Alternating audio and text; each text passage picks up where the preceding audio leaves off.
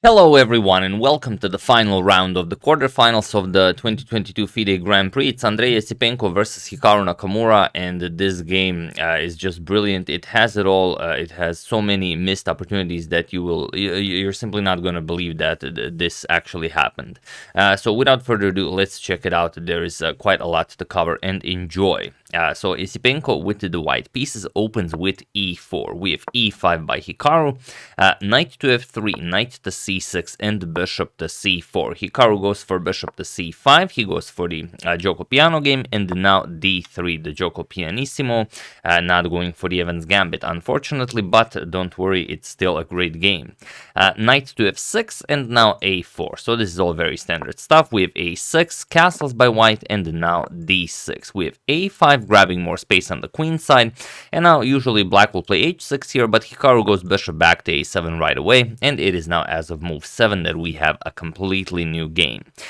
So c3 by Esipenko with some ideas of b4. d4 is also possible in the future. We have castles and h3 now, taking away the g4 square from black's pieces, h6, and now bishop to e3. So these are all very, very useful Gioco Piano moves, attacking the bishop on e7. So here just rook e8, black doesn't really care, and queen to b3. Since the rook just moved, we developed the queen with tempo, as the f7 pawn is now hanging.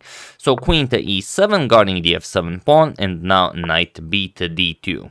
We have rook to b8, and now bishop captures on a7. And already there is one thing that you can notice in this position, and it's a very important little detail. It's that black's rooks are not connected, and that's going to mean a lot here. Bishop captures on a7, knight captures on a7, and now Esipenko strikes in the center with the d4, saying that, okay, you could capture here, but what does this do for you? Well, that's kind of the thing. You have to play this. E captures on d4, and now if c captures on d4, we just continue bishop to d7. Of course, you don't capture on e4, then knight captures on e4, and after something like queen captures on e4, the f7 pawn is left unguarded. The problem is, after this d4 move, Hikaru did not capture on d4. Hikaru just brought the knight back into the game with knight to c6, now put more pressure here, but now the position is, well, lost for Hikaru. So feel free to pause the video and try to find this incredible win already on move 14, while I give you a couple of seconds.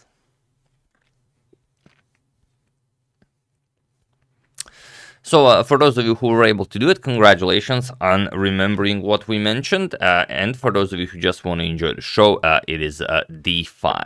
Yes, the rooks are not connected, and that's all there is to it. So once the knight moves, doesn't really matter where, knight to a7, we're just going to play bishop captures on a6. And now the pawn cannot capture, as the rook on b8 is undefended, so we're going to capture it. So what black can play is bishop captures on h3, so you also grab a pawn and you connect your rooks, but now we play bishop captures on b7, and now we've created a passed a pawn, and this is quite enough for white. If bishop g4, we're going to play knight to h2, attack the bishop, and once bishop to e2 comes, attacking the rook, and yes, now black is threatening bishop to a6 to go after the bishop, since the bishop can't really move, it's still on the same file as the queen, but now we simply give up the rook. We play a6, and we already have a monster pass pawn on a6. Black will capture here, of course, we're going to capture on f1, and white is much, much better here.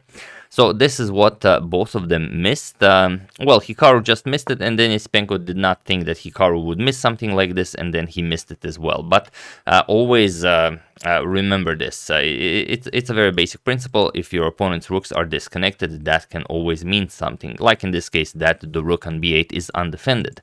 But okay, after knight to c6, Esipenko just played rook f to e1, and now Hikaru quickly developed the bishop with bishop to d7. Esipenko does push d5 now, although now it's not as impressive. Knight to a7, and now bishop back to f1. We have knight to h7, Hikaru now ready to strike with f5, and now c4, strengthening the center. We have knight to g5, offering a trade of knights, and here just queen to e3. Putting more pressure here, but really going for that knight on a7. So knight captures on f3 with check, knight captures, and now knight to c8. So still not a lot of squares for this knight. Again, the rooks are disconnected. Not a pleasant position for Hikaru. And here we have b4, with ideas of b5, c5, and creating some pass pawns in the future. Hikaru Hikaru strikes with f5. He doesn't want to wait and see what happens on the queen side.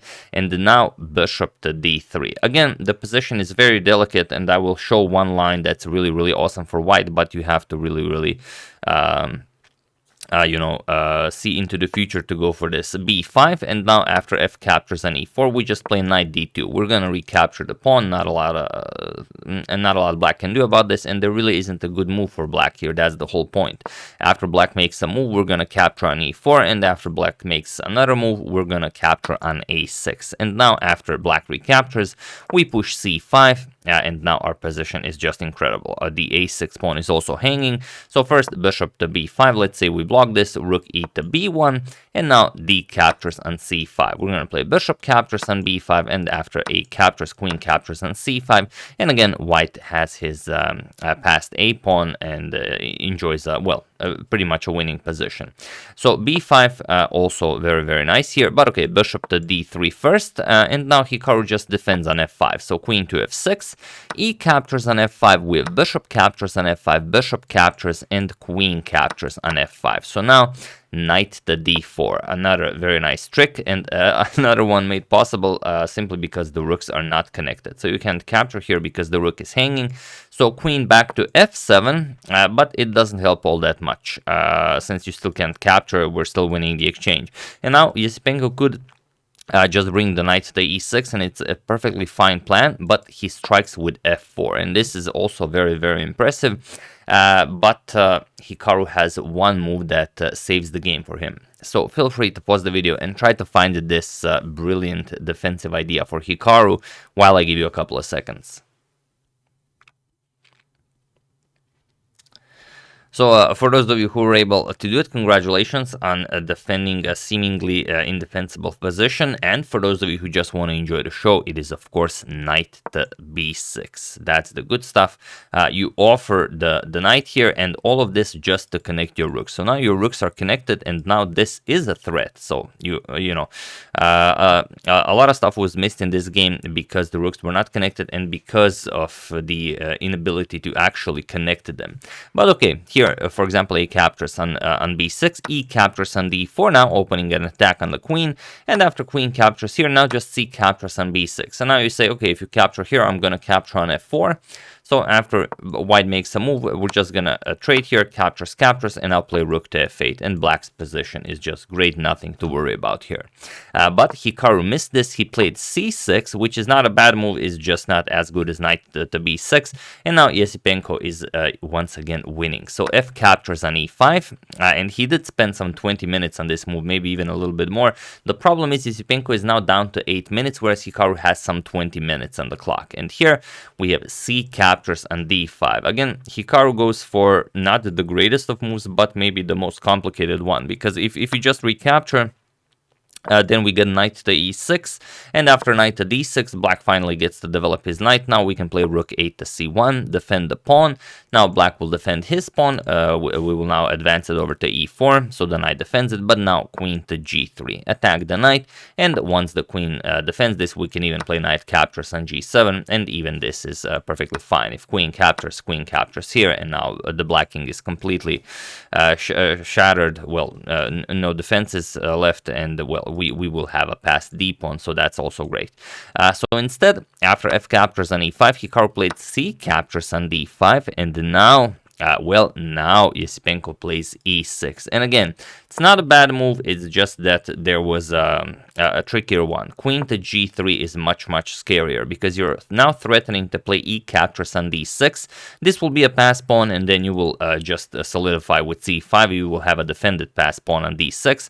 And now if d captures on e5, we can just trade. Rook captures, queen captures, rook captures. Your rook is again hanging, and once you move this rook, really isn't anything better, just a rook f1. You attack the queen, and now it doesn't matter what black plays. For example, queen d7, knight to f5, and everything is just working nice for white. If d captures on c4, you can even play knight captures on g7 because the rook is simply not in the game. If queen captures, we're gonna play queen here, check, king here, rook to f7, win the queen, and so on. So that's what's in the position. But okay, e6 was played, and okay, who wouldn't play this? It's advancing your pawn to e6. You are ready to solidify with c captures on d5. So queen to g6 by Hikaru, and now not c captures on d5, even though this is by far the best for white. If we do this, then we are just incredible. Even after knight to e7, we can give up the pawn, or rather we have to give up the pawn. We're going to play rook 8 to c1, prepare to leave the rook to c7. Knight captures, attacks the queen, queen f3 attacks the knight, and once the knight moves, the rook to c7. So that's how you play this. It's not easy to spot, but it's very, very difficult to defend. The rook can come to f7 in the future. You're also putting pressure on the b7 pawn. So really hard for black to play. If rook to f8, queen e2, the pawn is always nicely defended, and well, it's just better for white. But in the game, rook to f1 was played. Esipenko really wants to rush with this rook to f7 idea, and now Hikaru goes knight to e7. Again, we have to show the lines because they're super exciting, but here black really should capture. As white allowed it, you should capture this, and now it's not that you're just up material, your fast pawn is already on c4. If rook to f7, you can just play knight e7, rook 8 to f1, and it's perfectly fine. White doesn't have anything here. Black can hold this. So instead, after rook f1, Hikaru played knight e7 right away. He really wants to connect those rooks, but now rook to f7. We have d captures on c4. Now it's perfectly fine again to capture the pawn. Rook 8 to f1, and now Hikaru just plays king to h8.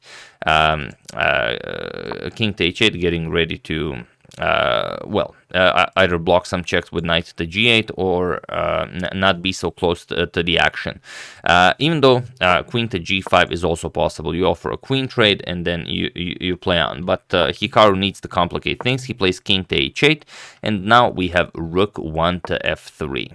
The problem is here Esipenko was extremely low on the clock. He was down to some 25 minutes when he played this, and this is only move 32. He still needs to make 8 more moves to reach time control. And now Hikaru plays knight to c6. Again, knight to d5 is what you have to play here. You attack the queen, and once the queen moves, you play queen to e4. And it looks very tricky because white can just attack the g7 square, but you play rook g8. That's how you defend. If rook g4, you attack the queen, queen e3, you force a queen trade, and everything is okay. But Hikaru played knight to c6, and now Esipenko is winning once again, and he goes for it. Knight captures on c6, b captures on c6, and now e7. And look at this. It's game over. How do you defend this? Rook to f8 is coming, so Hikaru quickly hides the king. We have king to h7.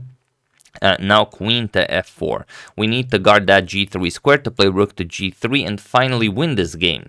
And if you try something like queen g5 to go for a quick queen trade, rook g3 still wins. We can sacrifice the queen and just checkmate the black king. King g8, and now rook to g7 will be checkmate as the pawn covers the f8 square. So Hikaru, of course, spots this in an instant. He plays rook to g8, and it's still winning for white. But now white should just capture on c4 and claim that his position is much better and slow play this, even though you only have a few seconds on the clock. But you do have some increment, so capturing on c4 was the way to go. But okay, he's now still in the attack. He plays rook to g3, attacks the queen, queen to e6, and now rook to e3. He repeats, wants to grab some more time on the clock, and now he doesn't repeat again. Now he plays rook to f8. He offers a trade of rooks, and also just, that pawn is now defended from all the sides. But now comes rook to e8. Hikaru just blocks the pawn. We have rook captures on g8, king captures, and queen captures on c4 with check. And now Hikaru just blocks with queen to f7.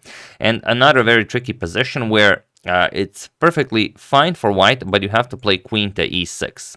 Point is that after queen captures, so you're going to play rook captures, and now after king f7 going after the pawn, you're going to start gobbling up pawns. Rook captures on d6, king captures, or even rook captures or king captures, rook captures on c6, and now after rook to b8, you can even go rook to g7, go after this pawn with check. And now if king goes back to defend it, now the king is very far away. Now you play rook to b6, and you are again winning with white. So that's what you have to play. But Esipenko played queen captures on a6. He says, all right, this has to be winning. I'm sure of this. So Hikaru plays rook captures on e7, rook captures, queen captures, and now the final mistake of the game. Queen captures on c6. And again, who wouldn't play this? You create another pass pawn. Now you have 2 connected pass pawns on the queen side, and this must be winning. And not only that, you're up a pawn. But queen endgames are tricky like this. I will show you a win, and it's well, once you see it, of course, it makes sense. But queen to c8 check, king to h7, or king to f7 for that matter. But after king to f7, we just pick up this pawn, and then it's perfectly fine because the black king is now also wide in the open. But point is, after king to h7, now we play queen to f5 check, and after king to g8, queen f2, we prevent any and all checks from black, and now we're just gonna play a6, a7. Our queen guards the a7 square. Then we can play queen b6, queen b8, and win the game this way. But this is what's needed to win the game. However, after a queen captures on e7, Esipenko played queen captures on c6, and now Hikaru is on the checking side. So queen e1 check, king h2, queen captures on b4, and now queen d5 check, king h8, queen to a2, putting the queen behind the pass pawn, but Hikaru is more than fast enough to stop the pawn. Queen f4 check, g3, queen to d4, keeping an eye on the a7 square. We have a6, and now comes queen to a7, just blocking this pawn. We have h4, and now just d5, starting to push that pawn. Queen to e2, and now queen to d4. So there's no way for white to make progress. Queen back to a2, queen back to a7. King to g2 was played. Now comes d4. Hikaru also starts pushing his pass pawn. Queen e2, now queen to d7, queen to e4, and now d3. So now both players will get a queen, queen b7, queen to d8, a7, and d2. We have a8 queen, d1 queen. Now there are 4 queens on the board, and here Esipenko played queen captures on d8, and it was in this position on move 58 that the players agreed to a draw, as once the queen captures queen on d8, it's completely equal material with no imbalance in the position whatsoever. This is a draw. So of course, after the queen captures queen, the players agree to a draw, and this means that Hikaru is the winner of the group. Esipenko could have done it, but this just wasn't his game. I mean, this wasn't Hikaru's game, but it also wasn't Esipenko's game. There were so many positions where you could have won, and especially that one in the beginning of the game on move 14, where Hikaru just retreated with knight to c6, finding this d5 move followed by bishop captures on a6. Beautiful stuff. But yeah, chess is like that, and you know, just because it's not your opponent's day doesn't mean it's your day. So yeah, that's the game. I hope you guys enjoyed it, and well, as always, feel free to suggest more nice games from the FIDE Grand Prix. I would like to thank Mr. Hoodie Guy, the Hoodie Knight, God for making me an atheist, John Anderson, sorry about that in this position, feel free to pause the video, and Jonathan Kemp for a contribution to my channel. Thank you a lot, I really appreciate it. As usual, you can check 2 of my previous videos here. Thank you all for watching, and I will see you soon, continuing the coverage of the FIDE Grand Prix until it ends. So thank you all, I will see you soon, and have an excellent rest of your day.